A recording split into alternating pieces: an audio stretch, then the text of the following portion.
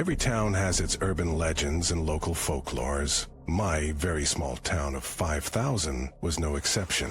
In the 50s and 60s, children started to disappear without a trace. Every 6 or 7 years, a couple kids would just be gone one day. Investigations lead to dead ends. No weird online friends that can be found or other things usually linked to child disappearance. So, where there is mystery, there are people who try and make sense of it. We have the people who believe it's a government conspiracy, believe it's beings from space taking the children to experiment on.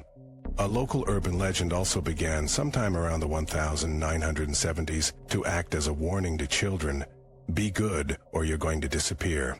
And just that, but in the worst way possible. Legend says that a tall, thin man who always hides in the shadows comes to your house thrice to decide if you're worthy. To be deemed worthy, you must regularly show you are a rule breaker, a bad seed, in other words, a rebel. On the third, if the shadow finds you worthy, it will kidnap you to who knows where to do a multitude of terrible things to you. You would never be found or seen again. Despite my best efforts to not live there, when I found out I was pregnant with Charlotte, my last semester of college, the great school systems and generally safe environment could not be ignored.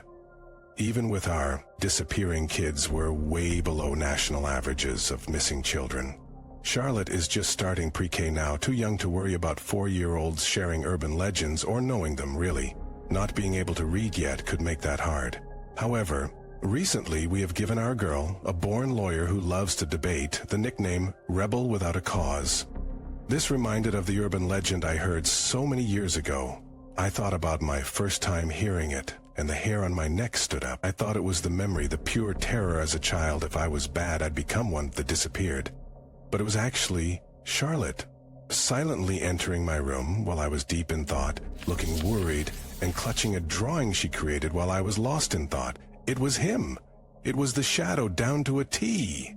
Top hat, lengthy body, no face, no real discernible features. This is a 4-year-old, so I'm not saying it was a perfect rendering that should be hung and studied for years to come. What I am saying, with her current level of development, it is a perfect drawing for her to express him in her normal, for her age, but limited way. I asked her who it was. She said he never said his name. All he said one night, in a quiet, scratchy voice, was, "Myri." Bell without a cause, at the end of the second visit. Hi, I'm new to this subreddit, so I'm not really sure what mostly gets posted here. Sorry if this is different than what is the norm. I listen to a lot of stories from Swamp Dweller and B. Busta, and I think B. Busta might get some stories from this page. A while back I heard 2 Skinwalker stories on Swamp Dweller's channel, and was wondering if anyone can try to help me find them. They are both presumably from the same. The first entry, he and his girlfriend Sydney, or Cindy, are traveling by car through a desert area, and she leaves the motel to go to the gas station, but when he wakes up, she is still gone. He encounters a skinwalker and sees it take the form of his girlfriend. The second story is different, but towards the end he tells someone of Sydney's incident. I found these entries really engrossing, and I haven't been able to find the exact videos by Swamp Dweller. I heard them on, as it was, any help would be greatly appreciated. Sorry again if this isn't the right place for this post. The fog rolled in at dusk, silent and silver. At first, the villagers thought it was the sea mist creeping in early. Then came the sound of whispering, like the sigh of wind through dry grass, but there was no wind. The air was still, the trees stiff and breathless. Father Anselm was the first to vanish. His lantern was found near the chapel, burning weakly, its glass fogged with something that wasn't dissolved. Was it the slick residue of something dissolved? They sent old Willem after him, but he never returned. Then the livestock began to disappear. Not in the way wolves might take them, with blood and bone left behind, but wholly and cleanly. as if they had never existed at all. Dr. Kettering, the village's only man of science, insisted it was some natural phenomenon, though his face betrayed him. He took samples of the fog, locked himself in his study, and was not seen again until dawn, when the villagers found his house hollow. Not ransacked, not burnt, just hollow. The furniture remained, arranged precisely as before, but the bookshelves were bare, the wallpaper stripped, the man himself gone. Only his spectacles lay in the center of the room, lenses fogged with the same eerie film. "We should leave," whispered Meredith, the Curry's wife, gripping her child's wrist too tightly. "But where would we go?" her husband muttered. "If this thing has hunger, will it not follow?" A debate raged, but it was the kind of argument born of terror, not reason. They knew they would not leave. The road out of the village was already swallowed by the fog, and beyond it only an abyss of gray. That night they barricaded their doors. Some prayed, some drank, some clung to their children, watching the windows, waiting. And then the fog whispered their names. It did not howl, it did not moan like the wind in the rafters. It spoke, each voice eerily perfect, as if recorded from memory. It called to them as their loved ones might. The knock at the door was not some monstrous pounding, but a gentle, familiar rapping. "Open up," it seemed to say. "Come outside." By dawn, half the village was gone. The survivors gathered in the town square, their faces pale, their breaths coming fast and thin. The fog had drawn back, but not in retreat. It lingered at the edges of the houses, coiled like an animal at rest. It was thinking. Dr. Kettering's notebook was found near the well, the last pages scrawled in frantic, shaking letters. Not mist, not vapor, machines too small to see, self-replicating, eating, learning, memory. Oh God, it has memory. The pages ended there. The last of the villagers sat in silence, knowing what the fog was now, but knowing too that understanding meant nothing. The thing at their doorstep was patient. It did not need to hunt. It did not need to chase. It only needed to wait. I always believed in the proverb, late is better than never. Well, until that damn night. The trip had been a disaster from the start. My flight was delayed, my luggage arrived late, and by the time I reached the hotel it was already past 10 p.m. I just wanted a bed. "Mr. Evans?" the receptionist asked, checking his screen. "Yeah, I had a reservation, room 17. His polite expression stiffened. "Ah, sir, room 107 is still under maintenance." I frowned. "What? I booked that room weeks ago." "I understand, sir, but the previous guest violated our policies, and housekeeping is still handling the damage. It'll take at least another hour to fix." I rubbed my temples. "So what am I supposed to do?" The receptionist hesitated. "If you don't want to wait, we do have another room, 307. It's a junior suite, 2 grades above your booking. We can offer a small discount." I scoffed. "So I have to pay more because you can't provide the room I reserved?" He nodded. "Your call, sir." Better late than never? Not this time. My body ached, my patience was gone. "Fine," I muttered, handing him my card. "Just give me the key." The lift was slow, the hallway was silent. Room 307 was too big for me, but I didn't care.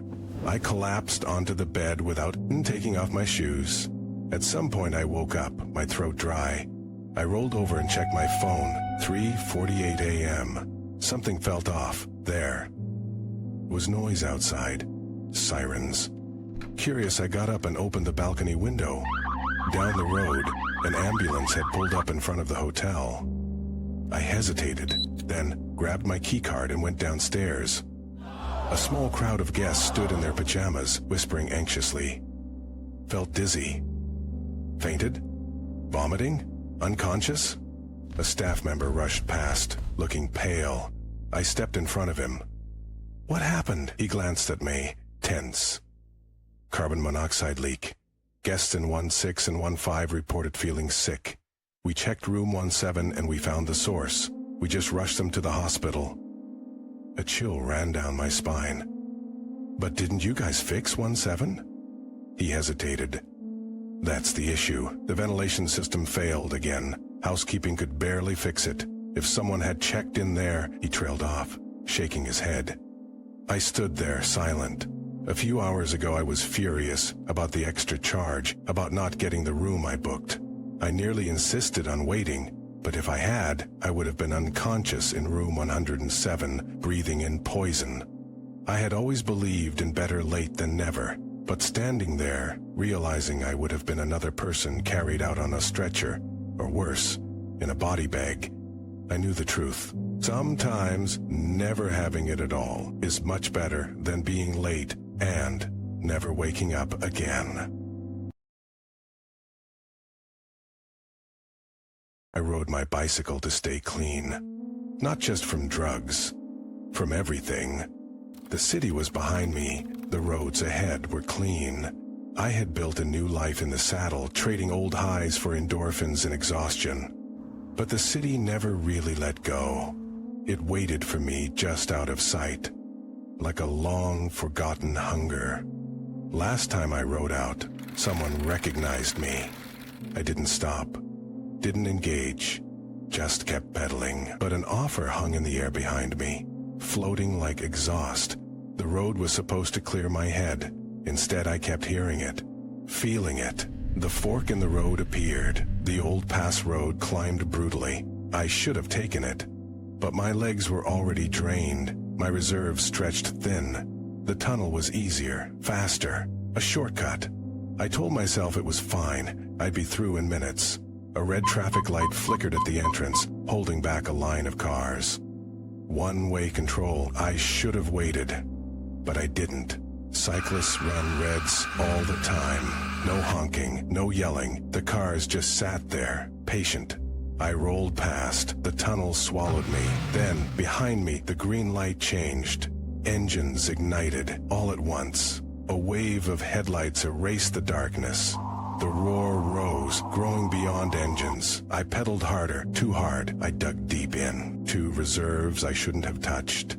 This was a full anaerobic effort, the kind that drains everything. I knew better, but I had no choice. My legs screamed. My chest burned. The exit stayed distant. A maintenance recess appeared. My only chance. I swerved into it, barely missed by the blur of passing traffic. The open side. The tunnel was now a wall of rushing traffic. Headlights streaked past, a missile of steel and light. And then, everything unraveled. Muscle cramps twisted through my quads, locking them like dead weight. My calves spasmed violently. My hands trembled, refusing to unclench from the bars. My breath came in jagged bursts, shallow and panicked, my chest tightening as if the tunnel itself were pressing down on me. I tried to shift my weight, but my limbs were no longer my own. The sweat chilled against my skin, leaving me clammy and detached. My head felt light, too light, as if it might drift away entirely. This was just depletion? Just a bonk? I'd recover? But it felt too much like before. Tunnel walls blurred, my vision swam, my body didn't feel like my own. The air was thick, heavy. Minutes passed, or hours, or nothing at all. I blinked. Did the cars ever pass? Had I ever entered the tunnel? Then, lights, voices, someone pulling me up. The hospital was bright, sterile, safe. I was clean, still clean. But just outside, just around the corner, was the city. The places I used to frequent. The people I used to know. I could leave, I could walk that way, just to clear my head. Maybe just to ask. Maybe just one more time. So I have this app that records my sleeping behavior, snoring, coughing, etc. When I opened it this morning, I saw that it had recorded that I had talked in my sleep. This was already quite weird since I never ever talk in my sleep. I listened back, and to my disbelief, what I heard was me saying some form of incantation. It sounded demonic almost. It was clearly my voice, but growly. Vocal fry. And all in one breath. It lasted about 7 seconds, and while I could not make out all of it, this is what it sounded like. Ay katavus, koi kilisakak, gayataaka. Not gonna lie, this freaked me out. I am not at all familiar with any of these words. I am an historian, and my field of expertise is pagan and syncretic practices in medieval Europe. This means I can recite some spells and incantations by heart, yet this one is completely unfamiliar to me. Does anyone know what this means? So, after graduating college with a PhD, I started doing 2 jobs. One was to be the CCO of a major cybersecurity company. The other was to be the manager of a group of assassins called The Light. They were all weird, but one, specifically one codenamed Rose, was interesting. Rose started the assassin trade at a very young age, so she was more skilled than the rest of her peers. Even I, as a former assassin during high school, was impressed by how cleanly Rose executed her assassinations. So, I confronted her about it. She said, "It's not that hard. I just imagine I go back in time to when I killed someone for fun.